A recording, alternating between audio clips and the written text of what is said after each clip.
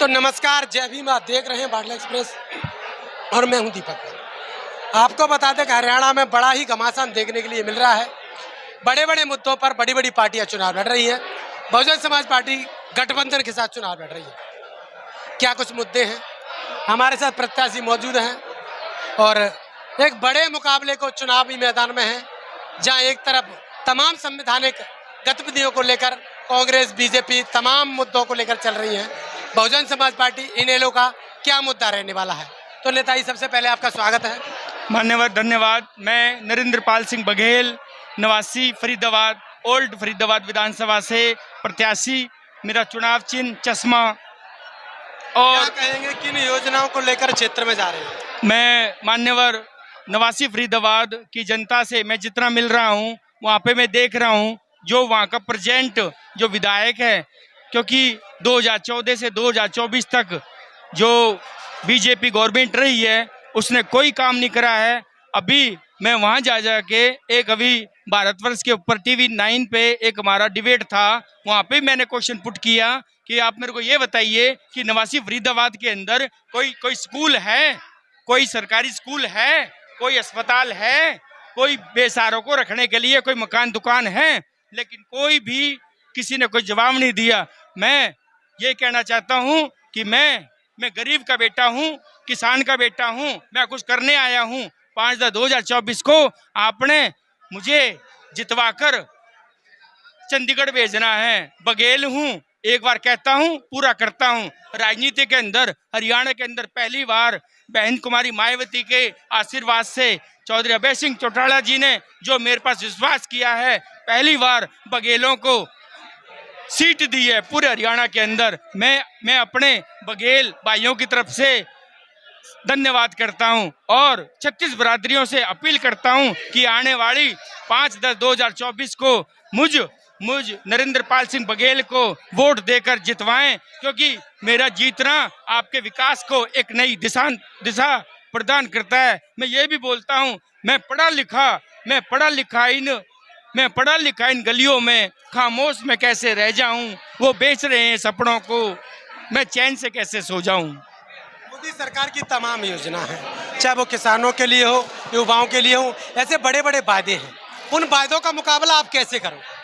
मान्यवर, मैं आपसे ये कहना चाहता हूँ, मोदी सरकार, आप ये देखिए जितना भी जो है, कोई भी आज कितनी बड़ी रैली बहन कुमारी मायावती जी की, साथ में भाई अभय सिंह चौटाला जी और हमारे आकाश आनंद जी कोऑर्डिनेटर, राष्ट्रीय कोऑर्डिनेटर। यहाँ ये मीडिया इतनी भीड़ को कभी नहीं दिखाएगा, क्योंकि उसको पता है अगर ये भीड़ आम जन को पता लग गई तो हरियाणा की राजनीति एक नया रूप ले रही है। और मान्यवर, मैं आपसे ये भी कहना चाहता हूँ, ये हरियाणा है, हरियाणा के अंदर, क्योंकि हरियाणा में हरियाली छाई दूध दही का खाना है और कुर्ता पजामा फटी जूतियाँ, यही हमारी वर्दी है। मैं गांव से रिलेटेड हूँ, मेरा गांव कुराली है। मैं आपके फरीदाबाद में कई सालों से रह रहा हूँ। 25 साल से मैं बहुजन समाज पार्टी का कार्यकर्ता के रूप में भी हूँ। आज मेरे ऊपर इंडियन नेशनल लोकदल ने इतना बड़ा मेरे ऊपर विश्वास करा है। मैं इस राजनीति के अंदर मैं कुछ करने के लिए आया हूँ, डटूंगा, पीछे नहीं हटूंगा, काम करने के लिए आ गया हूँ और काम ही करूंगा। नेलो बसपा का पहले भी गठबंधन हुआ था, लेकिन एक बड़ी सफलता की ओर क्यों नहीं जा पाता है? मान्यवर, 1998 के अंदर जो गठबंधन हुआ, ये गठबंधन का ही परिणाम है, क्योंकि जो गठबंधन करता है, जो अभय सिंह चौटाला जी आज जो गठबंधन में जो गारंटी दी है कि हम 7500 रुपए की पेंशन देंगे, एक बेरोजगार एक युवक को रोजगार देंगे, अगर कोई बेरोजगार है तो उसको 21,000 रुपए देंगे। यदि जिस घर के अंदर यदि सिलेंडर, मुफ्त सिलेंडर देंगे, मुफ्त सिलेंडर के साथ साथ 1100 रुपए भी देंगे। और MCF, MSP के बारे में भी। और किसानों को आज आपको पता होना चाहिए कि 700 किसान इस सरकार के कारणों में जू नहीं रहेंगी। बीजेपी सरकार उन 700 शहीदों का इसके मन में कुछ नहीं है। ये जितने भी वादे करती है, अभी आपने देखा होगा कंगना रनौत जो कि एक कलाकार है, और फिर बाद में पता नहीं क्या क्या, यही बंदे हैं, ये जुल्मे, इनको यही नहीं पता कि आप क्या क्या रहे हैं। कभी भी कोई कलाकार कोई राजनीतिक बन सकता है? SC/ST के जो संविधान के ऊपर लगातार डिबेट चल रहा है, संविधान को लेकर राहुल गांधी हर चुनाव में संविधान बचाने निकलते हैं, क्या फर्क पड़ने वाला है इससे दलितों के वोट पर खास? मान्यवर, मैं आपसे ये कहना चाहता हूँ, ये संविधान को बचाने का हमारा बहुजन समाज पार्टी का, क्योंकि बहुजन समाज पार्टी संविधान को हाथ में लेके चली। चौधरी देवीलाल प्रथम होते जिन्होंने 100 रुपए की पेंशन को, जो इन्होंने अपने गारंटी के अंदर 7500 रुपए करा है। ये जुल्मे हैं, क्योंकि किसी का हथियार किसी के साथ रखकर चलाना जो है वो बात नहीं होती। बसपा ने लोग क्या कुछ देने वाली है अगर चुनाव जीत जाती? बसपा, मान्यवर, मैं आपसे पत्रकार साहब, मैं आपको ये आश्वासन दिलाना चाहता हूं कि आने वाला समय Bahujan Samaj Party INLD India National Lokdal गठबंधन सरकार बना रही है, इसमें कोई कोताही नहीं है। आज ये जो कुछ नहीं दिखा रहे हैं पत्रकार, जो ये न्यूज चैनल नहीं दिखा रहे हैं, ये न्यूज चैनलों को भी मैं ज्यादा नहीं कहूँगा, क्योंकि आपको सब कुछ दिखाई देगा जैसे चुनाव का जो है। पर मैं आपको नवासी फरीदाबाद से जहाँ से मैं लड़ रहा हूँ, मैं सभी से अपील करना चाहता हूँ कि जो चश्मा का निशान है, जहाँ मेरे बहुजन समाज पार्टी के लोग जहाँ हाथी है तो हाथी वाले चश्मा को ध्यान दें, उस पर वोट लगाएं, और जहाँ हाथी है वहाँ पे चश्मा वाले हाथी की तरफ वोट देकर विजयी बनाएं। चलिए, तो लगातार बने सब रहिए, हमारे साथ मैम भी जुड़ गई हैं। क्या कहेंगी मैम इस बार जो जी INLD से हैं आप, और जो विधानसभा का चुनाव है, बड़ी किस्मत का चुनाव चल रहा है, तमाम मुद्दे महिलाओं के लिए हो चाहे युवाओं के लिए हो, नौकरी के मुद्दे हो, सरकार इन एजेंडों के साथ आगे बढ़ रही है, लेकिन INLD BSP जब चुनाव तो लड़ती है लेकिन कुछ खास अच्छा लेके नहीं आ पाती। इसलिए लोगों के मन में एक बात और सामने आ रही है कि इस प्रकार से जो जाट समाज है वो गुमराह है। इस समय गुमराह होने का हुड्डा जी की अलग पार्टी है, दुष्यंत जी अलग चले हुए हैं, भाई चौटाला जी भी अपने लगातार प्रयासों में लगे हुए हैं। किसको समर्थन करे आखिर समाज? देखिए, समाज को किसी भी धर्म को या जाति को देखकर नहीं करना चाहिए। आपको वोट डालनी है ये देखकर कि कौन सी सरकार, कौन सी पार्टी हमें क्या सुविधाएं देने वाली है। ये नहीं देखना है कि किस जाति या धर्म को देखकर हमें वोट करना है। हमें जो वोट करना है लोग, हमने ऐसा है, हमारी पार्टी ने, आपने हमारा एजेंडा पढ़ा नहीं होगा, हम महिलाओं के लिए भी सुविधाएं ला रहे हैं। हम जो हमारे युवा है उनके लिए भी काम कर रहे हैं, उनके लिए भी हमने बेरोजगारी भत्ता भी दिया है, वो दिया है, साथ में जॉब के लिए भी हमने आश्वासन दिया है।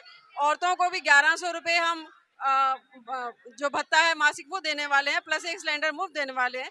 तो अगर हम इतनी सारी सुविधाएं हम सबको देकर आ रहे हैं, अगर वृद्ध हैं तो उनके लिए हम पेंशन लेकर आ रहे हैं, हमारी तरफ से भी हमारे एजेंडा में कोई कमी नहीं है। लेकिन अब और हमें बहुत पूर्ण विश्वास है कि ये दोनों BSP और इनेलो के लोग मिलकर जो वोट है हमें इस पावर में लेकर आएंगे, और हम ये सारी जो है मूलभूत सुविधाएं उनको देने का कार्य करेंगे। लगातार एक बात और समझ में आ रही है, INLD जगह से चुनाव लड़ रही है, खासकर अधिकतर सीटों पर INLD चुनाव लड़ रही है, बसपा कम सीटों पर लड़ रही है। जो जाट समाज की जो स्थिति है, इस स्थिति में जाट और जाटव एक कॉम्बिनेशन बनाया है, उससे क्या फर्क पड़ने वाला है?